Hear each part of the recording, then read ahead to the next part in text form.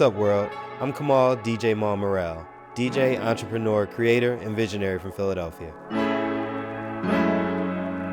I've always been driven by music, art, and culture and how they exist together, and it's always something that I wanted to show in my work.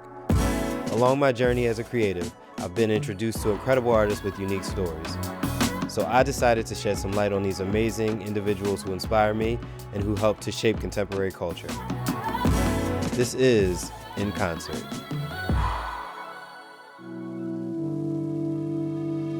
Rebel Foster is a DJ, curator, and artist from Chester, Pennsylvania, known for his consistency, creativity, and fearlessness behind the turntables. He's established himself as one of Philadelphia's premier DJs. Let's get into his story. As a DJ, just as a music man, what's it feel like to be in pocket? For real, man, it's like that perfect slice. You see the samurai when they practice on that wooden thing, and sometimes they go to swing and their sword gets stuck. Yeah. But then there's the master who hits it, and it's a clean slice all the way through. And that's kind of how I see like the pocket. It's smooth. It's the perfect moment.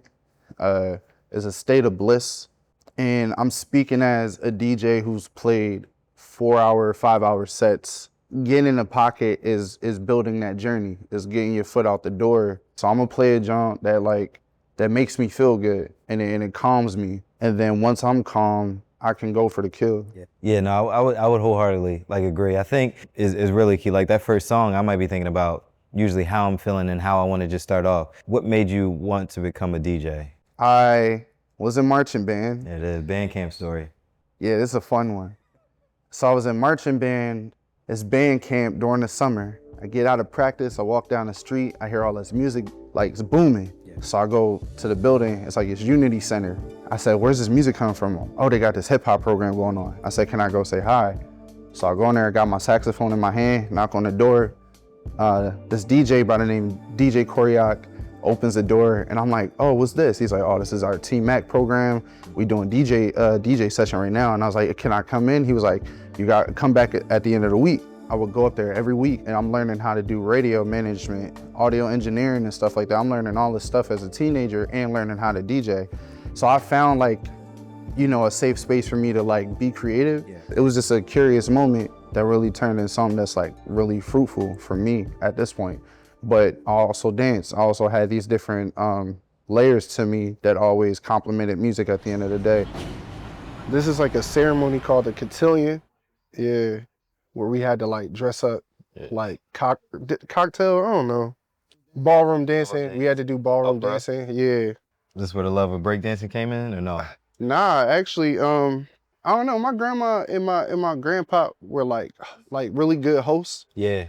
So my uncles would be there. They be helping setting up, and then they had the whole basement pimped out. Oh, for real? In the basement. They set me up downstairs. He'd be like, Brian, come show them that dance you was working on. I go down there and I just started dancing to fucking Michael Jackson. And we were just creative kids. We just like to entertain. And they invested in that entertainment. That's kind of where the love of dancing came from.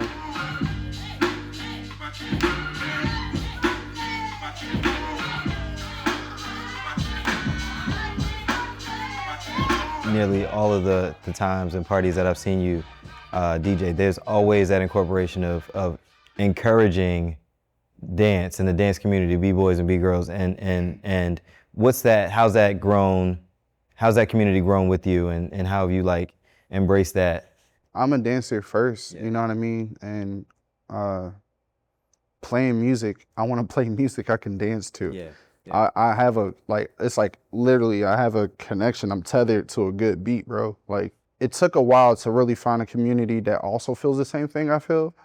And when I found them, I'm like, listen, I'm always gonna have y'all back. Yeah. You know what I mean? Just as a DJ, even if I don't do all types of dance events, because people got their picks on who they wanna go to, man. Sometimes they fool with you, sometimes they don't. Mm-hmm. And I'm okay with that, but just me, I'm a man of my word. So when I'm playing and I see the homies coming out, if there's poppers or house dancers or breakers, I'm gonna make sure that I got a good 4 or 5 tracks for y'all to play. I'm gonna make sure I'm gonna play for y'all. We gonna get back to the party. And that's inclusion. I'm an inclusive DJ. You know what I mean? Like.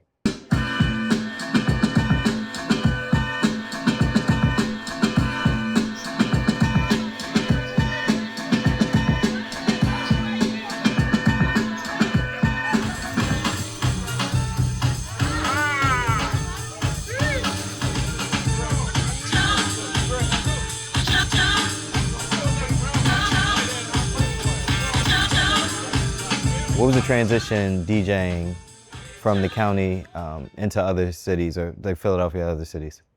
So the history musically in Chester specifically is very Southern influence. A lot of people from the South moved to Chester. They didn't go past Chester into Philly. When those people moved up, they brought the music with them.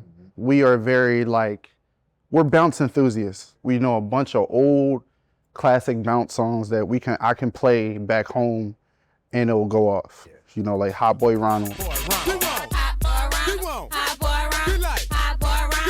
Get It Ready by DJ Jubilee.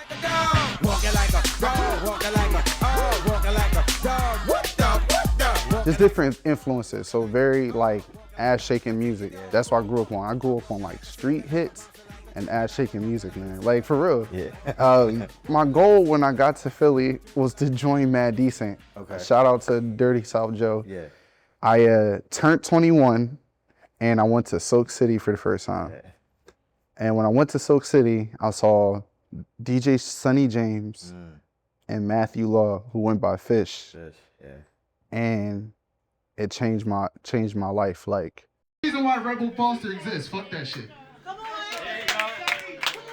I came to Philly, saw him at Silk City play, and I said, I need to go home and change how I play. Cause I don't know shit. After watching this dude DJ, I don't know shit. And the reason why y'all enjoy me, because I follow people like him. So when he plays this song again, I need y'all to lose y'all fucking minds. Sonny, do your thing.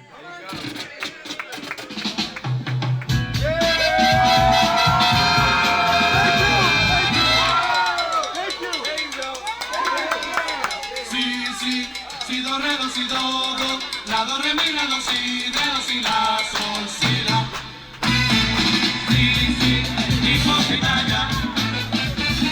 I went back home and I said, yo, we gotta switch our shit up. We cannot play this shit. For real. I was so in the midst of me playing EDM, I started mixing in Gap Band. Yeah. Or mixing in Teddy Pendergrass or D-Train. And he's ooh, yo, Brian, your sound is crazy. I'm bro, I saw these DJs at Silk City and yo, we gotta change everything.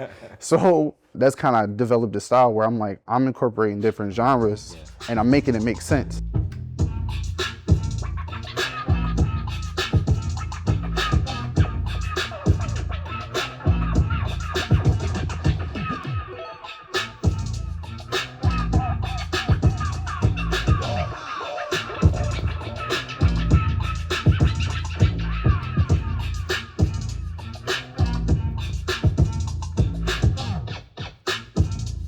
I often think about how our influences sort of play into just how we present ourselves, and of course how the music comes across. So I mean, so talk about some of the musical influences that you were having during that time, high school into, you know what I mean? That was the best. And I when we talked earlier, Yeah. I was saying I wasn't really into hip hop as much in high school. Yeah. My junior and senior year, mixtape internet era, bro. Cool Kids, Wiz Khalifa, Pac Div, Action Bronson, Wale. Yeah. That was a good time for music. Yeah, I'm a very nostalgic person. I love anything old that reminds me of my youth, bro. For some reason, I feel the past can always help me for my future. I always there's something or there's some type of pocket. It's nah, there's some type of pocket that I could gravitate to help me with how I approach music now. Cause there's always somebody in a crowd that's gonna be oh, I remember this, and now they're going down a rabbit hole. Man, I was 15 weeks out on 19th and Diamond, you know what I mean? Shit like that. That's what I like to play on, you know, or connect with people that way. And then, man, I don't know, the current stuff that I'm playing is shit that like a lot of people don't know, and I'm cool with that. One of the main, I think like objectives as a DJ is to educate, you know? And I don't think that happens enough in like commercial spaces, or that I don't even say that it's the opportunity is there, but I don't think it's like encouraged or promoted enough. But I think it comes with time, man. I think like when I first started, my goal wasn't to educate shit. Like I just wanted to have a good ass time. Yeah. When you get to that education part is when you realize that you have a relationship with that music and you're like, yo, I really love the music that I play. This is what I believe in. So as I got older in my DJ career, I think my calling is to maybe have a history lesson during my set, putting people on the samples, going from the sample to the newer song. Finally just having new music. Having new music, finding music that like my goal or my MO for a while was like, I play unshazamable shit. Yeah. That's the goal. Yeah. Like that's how you take your power back as a DJ.